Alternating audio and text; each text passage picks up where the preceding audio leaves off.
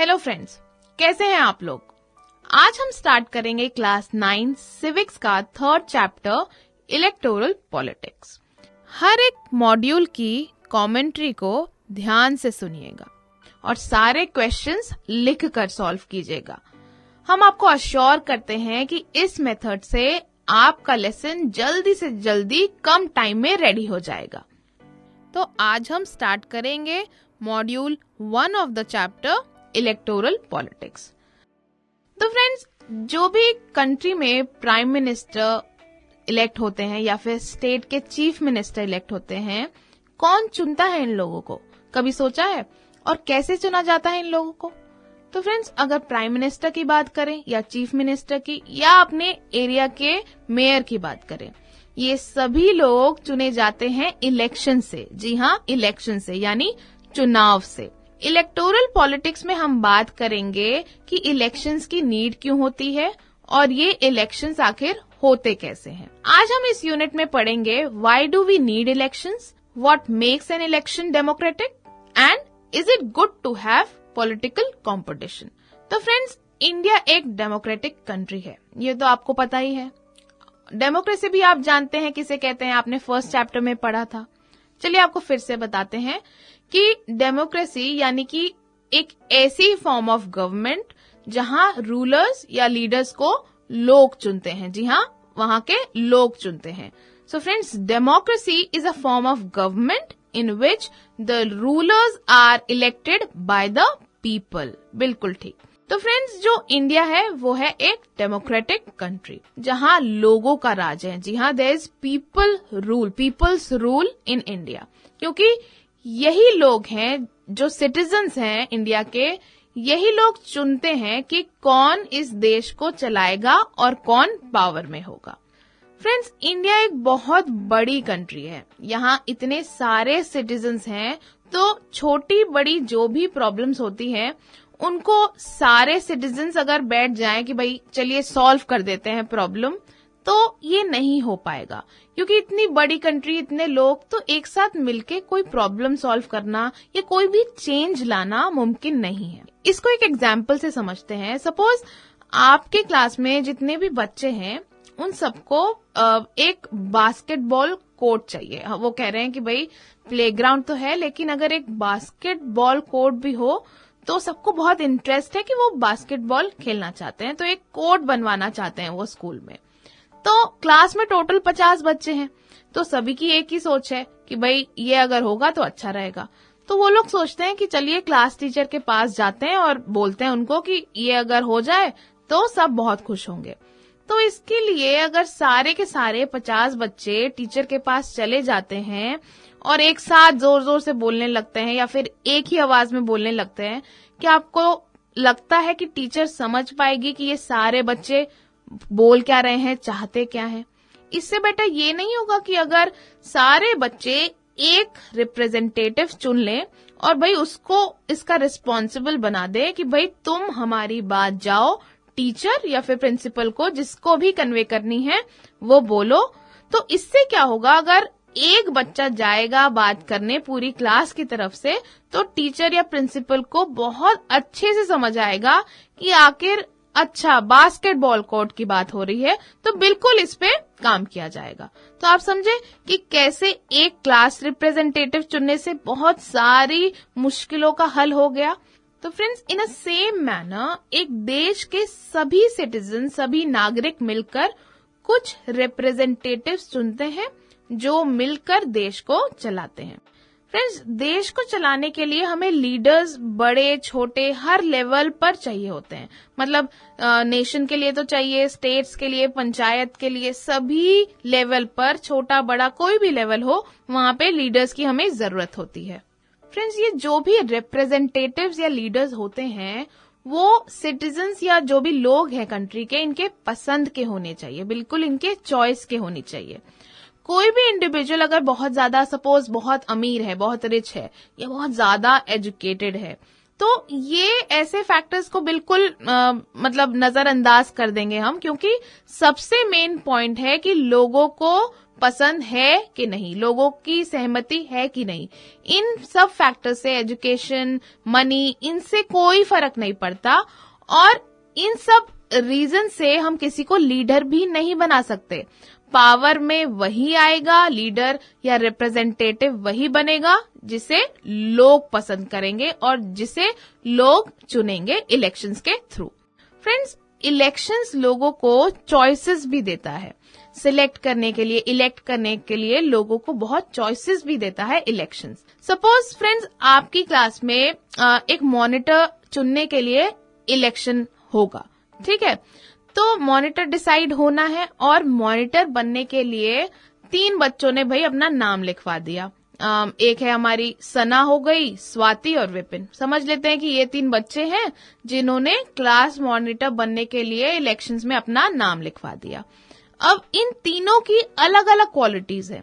जैसे जो स्वाति है वो क्या है कि बहुत शांत है, ज्यादा फ्रेंड्स नहीं है क्लास में उसके, और वो इलेक्शन से पहले, मतलब जो मॉनिटर का इलेक्शन होने वाला है उससे पहले वो ज्यादा प्रॉमिसेस भी कोई नहीं कर रही है, वादे भी नहीं कर रही है क्लासमेट से। बस वो अपना एक छोटा सा अपील कर रही है कि आप मुझे मॉनिटर बनाइए ताकि मैं मॉनिटर बन सकूं।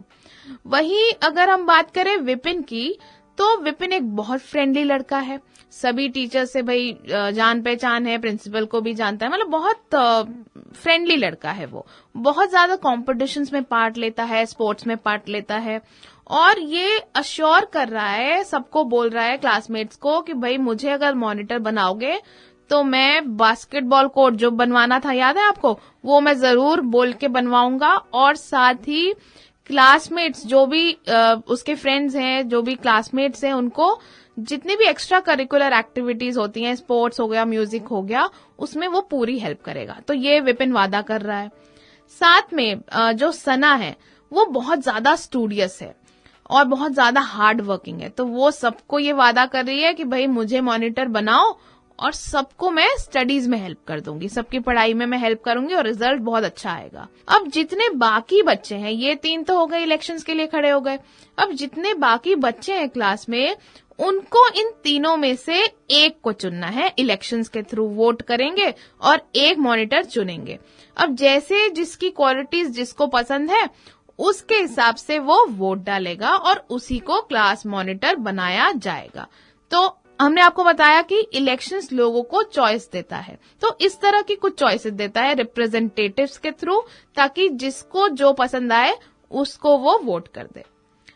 फ्रेंड्स, साथ ही इलेक्शंस जो है वो रूलिंग पार्टी, यानी कि वो पार्टी जो पावर में है, उस पर प्रेशर क्रिएट करता है। वो सिटीजन्स के हित में काम करते हैं इसी प्रेशर की वजह से, क्योंकि अगर प्रेशर क्रिएट होगा तो वो लोग उस दबाव में बोले, या फिर एक परफॉर्मेंस प्रेशर होता है कि भाई काम करना है ताकि लोग खुश रहें, और सोसाइटी को बेटर बनाने में भी वो लोग बहुत एफर्ट्स करते हैं। क्योंकि अगर इलेक्शंस होंगे ही नहीं तो भाई जिसका जो मन करेगा वही होता जाएगा। बट अगर इलेक्शंस होंगे तो जो रूलिंग पार्टी है, जो पावर में है, उसको पता है कि भाई कुछ साल बाद फिर से इलेक्शंस होने वाले हैं, तो उन पर ये दबाव रहेगा कि भाई अगर अच्छा परफॉर्म नहीं करेंगे तो लोग हमें नहीं चुनने वाले, और अगर अच्छा परफॉर्म कर दिया तो लोग हमें दोबारा पावर में आएंगे, दोबारा सीट हमें ही मिलेगी। तो इसलिए उन पर एक प्रेशर क्रिएट रहता है कि भाई हमें सोसाइटी को और बेटर बनाना है और लोगों के हित में काम करना है। इसका एक एग्जाम्पल हम आपको बताते हैं जिससे ये चीज अच्छे से समझ आएगी। बात करते हैं 2013 दिल्ली इलेक्शंस की। इन इलेक्शंस के बारे में आपने सुना ही होगा और जानते भी होंगे इस बारे में, तो इसी के बारे में बात करते हैं। तो 2013 में फ्रेंड्स, आप पार्टी, जी हाँ, आम आदमी पार्टी के अरविंद केजरीवाल हाईलाइट में आए थे, क्योंकि वो खड़े हुए थे दिल्ली इलेक्शन में। 2013 से पहले कांग्रेस पार्टी दिल्ली पे रूल कर रही थी, वो भी कुछ सालों के लिए नहीं, 1998 से लेके 2013 तक कांग्रेस पार्टी का रूल था दिल्ली पे। बट 2013 में जब दिल्ली इलेक्शन हुए, इलेक्शन कैंपेनिंग स्टार्ट हुई, तो क्या हुआ कि आम आदमी पार्टी के अरविंद केजरीवाल, उन्होंने क्या बोला कि भारत को भ्रष्टाचार मुक्त बनाना है, यानी कि करप्शन फ्री इंडिया। ऐसे वादे करे अरविंद केजरीवाल और आम आदमी पार्टी ने।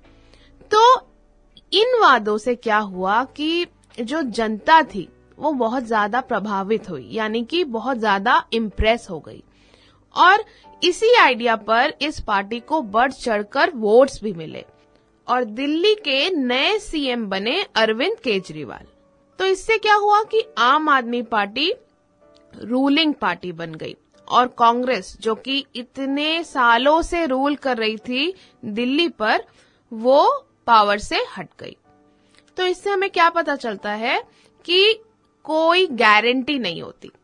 किस चीज की गारंटी नहीं होती? कि एक ही पार्टी रूल पे रहेगी, क्योंकि अगर काम करेगा कोई या फिर वादे निभाएगा तभी वो पार्टी जीतेगी, क्योंकि जनता बहुत समझदार है। उनको पता है उनको क्या चाहिए, किस पार्टी को रूलिंग पार्टी बनाना है। तो इससे हमें क्या पता चलता है कि जनता ही है जो डिसाइड करती है कि कौन रूलिंग पार्टी होगी, कौन नहीं, और ये कोई गारंटी नहीं ले सकता कि एक ही पार्टी जीतती रहेगी। कोई भी जीत सकता है और कोई भी हार भी सकता है।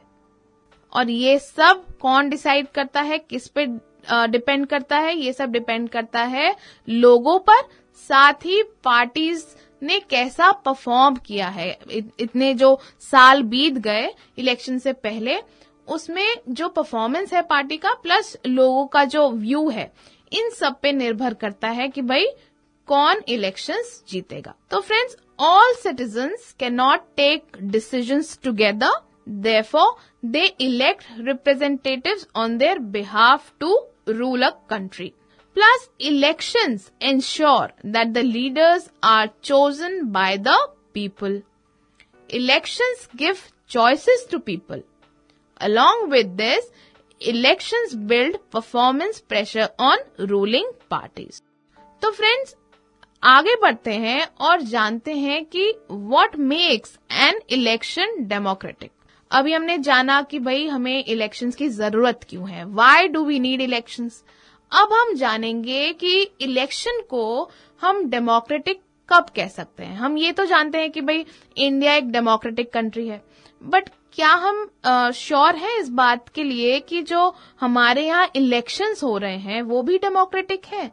तो जानते हैं कि इलेक्शंस को कौन कौन से ऐसे फैक्टर्स हैं, क्या ऐसा क्राइटेरिया है जो डेमोक्रेटिक बनाता है। तो what is the criteria for a democratic elections? तो फ्रेंड्स, सबसे पहले ये पॉइंट आता है कि हर एक इंडिविजुअल, यानी कि जो हर एक सिटीजन है कंट्री का, जिसके पास वोटिंग राइट्स हैं, उसके पास एक वोट होगा, यानी 1 वोट, और हर एक वोट की जो वैल्यू होगी वो इक्वल होगी, बराबर होगी। That means every vote equal vote. दूसरा जो क्राइटेरिया है वो है कि there should be something to choose from. जी हाँ, यानी लोगों के पास चॉइसेस होनी चाहिए जिनमें से वो अपना रिप्रेजेंटेटिव चुन सकते हैं। जैसे अभी हमने आपको एक एग्जाम्पल दिया था क्लास मॉनिटर चुनने का, तो सपोज अगर वहां पे एक ही मेंबर होता तो लोगों के पास, जो बच्चों के पास चॉइस ही नहीं होती कि भाई किसको मॉनिटर बनाए। सपोज सिर्फ स्वाति खड़ी होती, विपिन और सना नहीं खड़े होते, तो किसको मॉनिटर बनाते वो? तो चॉइस जरूर होनी चाहिए लोगों के पास, एकदम अच्छी चॉइस, ताकि वो अपना रिप्रेजेंटेटिव चुन सके अपने हिसाब से।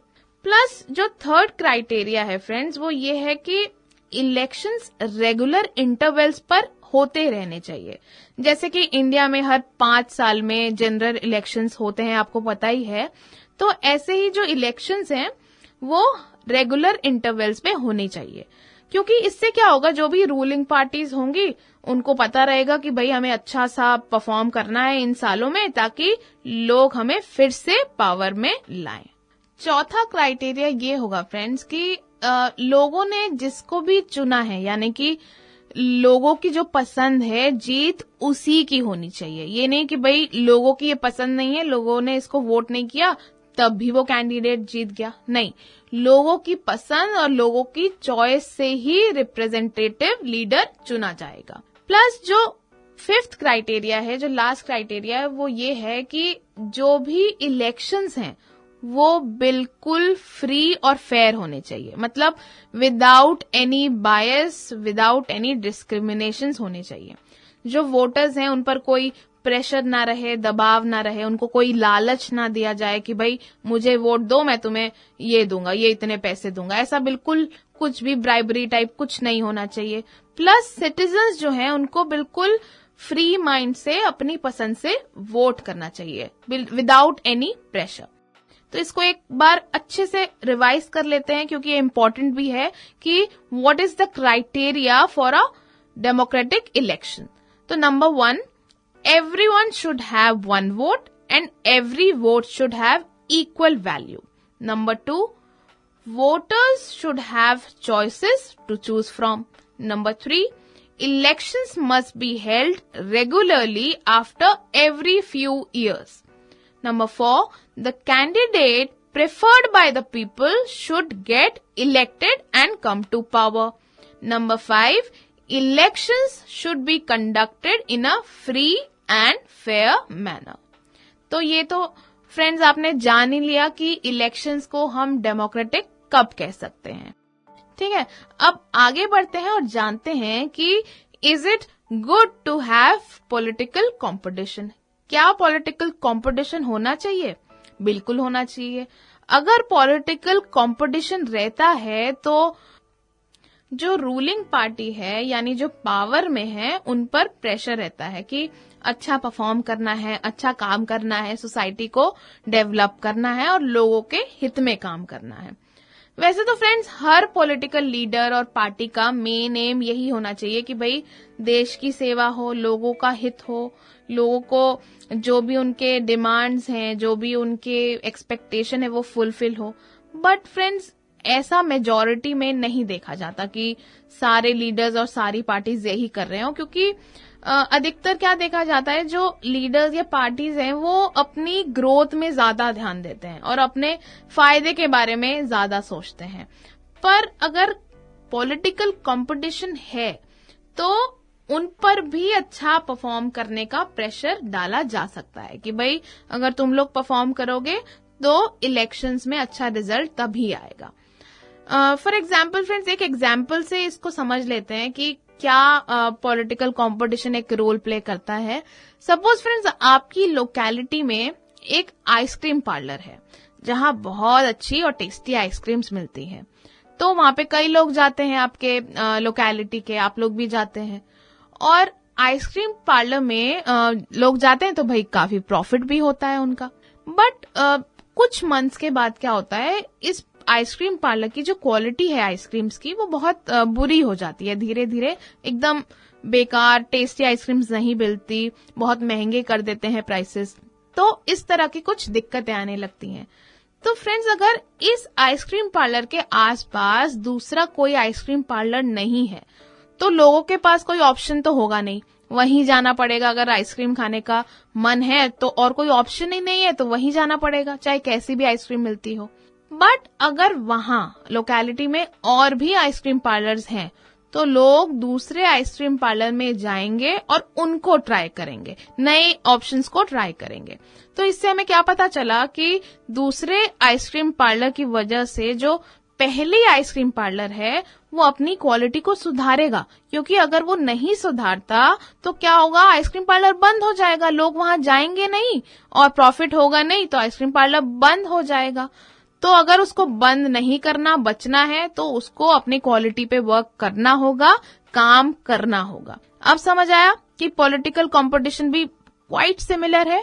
ठीक इसी तरह फ्रेंड्स पॉलिटिकल कंपटीशन अगर है, पार्टीज के बीच कंपटीशन है, तो सभी पार्टीज पर प्रेशर रहता है कि वो अपना परफॉर्मेंस को मेंटेन करें और जनता की जितनी भी एक्सपेक्टेशंस हैं उनको वो मीट करे, क्योंकि अगर वो ऐसा नहीं करेंगे तो घाटा उन्हीं का है, लोगों का घाटा नहीं है, लोगों का इसमें कोई नुकसान नहीं है, पॉलिटिकल पार्टीज ही सफर करेंगी।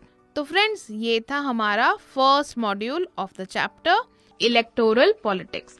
आई होप आपको फर्स्ट मॉड्यूल अच्छे से समझ आ गया होगा। तो अब तैयार हो जाइए सारे क्वेश्चंस का फटाफट आंसर करने के लिए।